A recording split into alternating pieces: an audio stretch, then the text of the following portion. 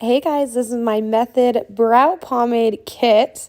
So you can see it comes with a bunch of stencils, which make it great for finding your exact shape that you're going for with your brows. So it comes with a whole variety. I'm just kind of trying out the different sizes to see what one I like best. So if you're unfamiliar with a pomade, it's going to be a gel-like substance. Great if you're wanting to add some extra darkness or to fill in any areas that aren't quite as thick as you'd like. So I always have a heavier hand on the tail and then go kind of a lighter hand on the inner arch of my brow.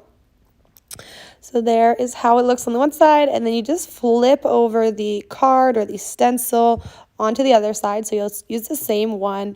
It comes with a whole bunch too, so if you end up getting these dirty at all, it's fine. You can always clean them as well. But I really love how the shape came out. I just take this spoolie and kind of comb it out a little to make it look nice and natural. It does come with a little sponge as well, which you could sponge into the stencil as well. Personally, I prefer the method using the tools that they include.